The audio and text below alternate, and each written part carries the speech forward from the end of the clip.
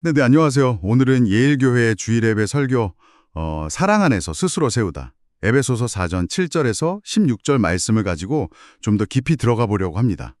네, 이번 시간을 통해서 그리스도인의 성숙이 과연 무엇인지, 또 교회 공동체의 역할은 뭔지, 그리고 그 안에서 우리가 종종 부딪히는 이 다름이라는 개념이 있잖아요. 이걸 어떻게 이해해야 할지 그 핵심 메시지를 좀 파악해 보는 게 목표입니다. 같이 한번 살펴보시죠. 설교 시작은요, 그 전에 다뤘던 내용하고 자연스럽게 이어집니다. 교회 안에서 겸손, 온유, 또 오래 참음, 그리고 용납. 이런 덕목들로 우리의 믿음을 증명해야 한다, 이런 이야기였는데, 이게 바로 공동체 안에 그 다름을 받아들이는 어떤 기초가 된다는 거죠. 특히 우리가 서로를 용납해야 하는 그 근본적인 이유가, 각자 이미 하나님의 그 크신 사랑과 용납을 먼저 경험했기 때문이다. 이 점을 다시 한번 좀 상기시켜 주시더라고요. 네, 맞아요.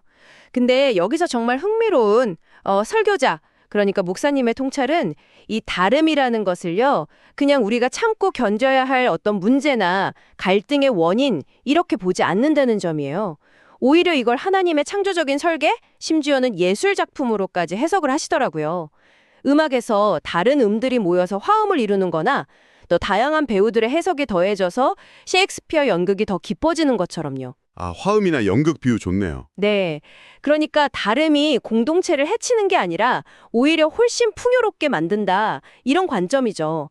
이건 뭐 단순한 관용을 넘어서서 굉장히 적극적으로 가치를 부여하는 거라고 볼 수 있겠어요. 맞습니다. 그 다양성을 하나님의 예술 작품으로 본다. 이게 또 하나님께서 왜 우리 각자에게 서로 다른 은사, 다른 선물을 주셨는지 그 이유하고도 딱 연결이 되더라고요.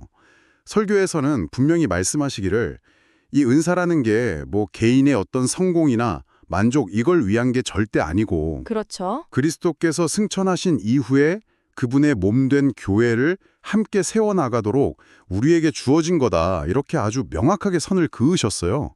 철저하게 공동체 중심적인 시각인 거죠. 네, 맞습니다. 그리고 바로 이 은사 이야기가 에베소서 4장 11절에 나오는 그 직분들, 특히 사도와 선지자에 대한 아주 단호하고 중요한 경고로 자연스럽게 이어집니다. 목사님께서 이 부분을 교리적으로 좀 명확하게 정리하고 넘어가시려는 의도가 엿보였어요. 네, 그 부분에서 목사님께서 아주 단호하셨죠. 현대에는 예수님과 직접 교제하고 그분의 부활과 승천을 직접 목격한 증인으로서의 사도는 더 이상 존재하지 않는다.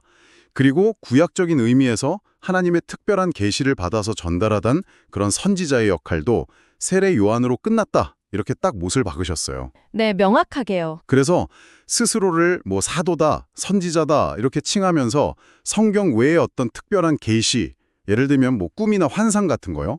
이런 걸 주장하는 흐름은 명백한 이단이니까 절대적으로 경계하고 피해야 한다. 이렇게 굉장히 강하게 경고하셨거든요. 아, 맞아요. 그 경고가 아주 중요했죠. 여기서 이제 듣고 계신 여러분 스스로에게 한번 질문해 볼 지점인 것 같아요.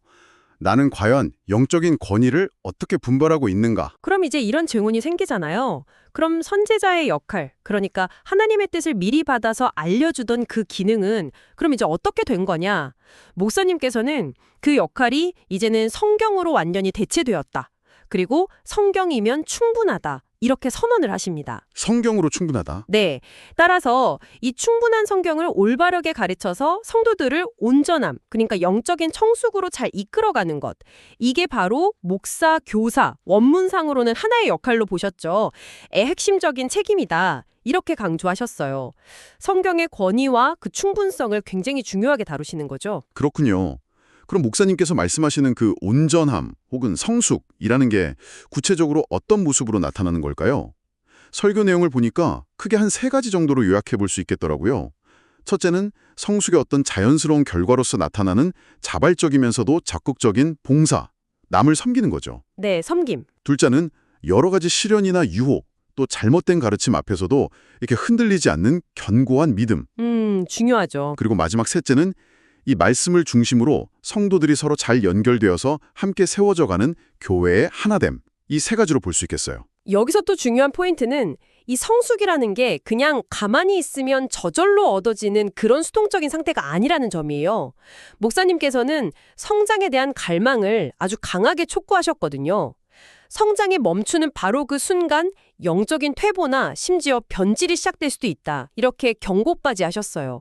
그러니까 단순히 그냥 현상 유지가 목표가 아니라 저 높은 곳, 그리스도의 충만하신 그 경지까지 끊임없이 자라가야 한다. 이런 역동적인 목표를 제시하신 거죠. 아, 성장이 멈추면 변질될 수 있다.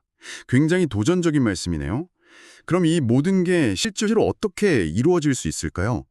저는 그 도끼랑 면도칼 비유가 참 인상 깊었어요. 도끼는 큰 나무는 잘 베지만 수염은 못 깎고, 반대로 면도칼은 수염은 잘 깎지만 나무는 벨 수 없다. 아, 그 비유 저도 기억나요. 아주 적절했죠. 네. 그러니까 우리 각자가 다 다른 은사, 다른 역할을 가지고 있잖아요. 이런 지체들이 서로의 필요를 채워주고 무엇보다 사랑 안에서 서로 연결되고 도울 때 비로소 교회라는 이 그리스도의 몸이 건강하게 세워져 간다는 거죠. 맞습니다. 사랑 안에서. 그래서 설교 중에 하셨던 나와 다른 당신, 그래서 좋습니다. 이 말이 다시 한번 좀 깊은 울림을 주는 것 같아요. 다름이 더 이상 걸림돌이 아니라 오히려 서로를 세워주는 디딤돌이 되는 그런 공동체의 모습을 보여주는 거죠. 그렇죠. 다름을 긍정적으로 받아들이는 태도. 자, 그럼 이 설교 분석 내용들이 오늘 우리에게 또 여러분께 어떤 의미를 줄 수 있을까요? 핵심을 다시 한번 정리해보자면 이렇습니다. 공동체 안에 있는 그 다름을 불편함이 아니라 하나님이 주신 선물, 또 풍성함으로 받아들이자. 그리고 성경에 분명하게 기반하지 않은 거짓된 권위나 가르침에는 절대 흔들리지 말자. 내 분별력이 중요하죠. 그리고 각자 받은 그 은사를 가지고 자기 자리에서 사랑으로 섬기면서 끊임없이 영적인 성숙을 추구해 나가자. 이런 아주 강력한 메시지라고 할 수 있겠습니다. 네, 결국 보면 개인의 영적인 성숙을 향한 그 열망, 그리고 받은 은사를 활용한 구체적인 섬김의 행동, 또 공동체 전체의 건강함과 하나됨, 이 모든 것들이 사실은 사랑과 올바른 성경 이해라는 이 두 가지 중요한 축을 중심으로 아주 긴밀하게 연결되어서 함께 움직여야 한다는 것을 목사님 설교가 잘 보여주는 것 같아요. 어느 하나만 강조해서는 온전한 교회를 세우기가 어렵다는 뜻이기도 하고요. 균형이 중요하겠죠? 균형, 맞습니다.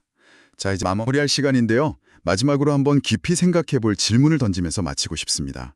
설교 중에 목사님께서 인간의 가장 큰 적이 어쩌면 외부의 어떤 것이 아니라 자기 스스로를 파괴할 수도 있는 우리 내면의 자아일 수 있다, 이런 언급을 하셨어요. 아, 네. 그 부분도 인상 깊었죠. 어쩌면 이 다루기 힘든 나 자신을 먼저 정직하게 인식하고 또 성령님의 도우심 안에서 잘 다스려 나가는 것.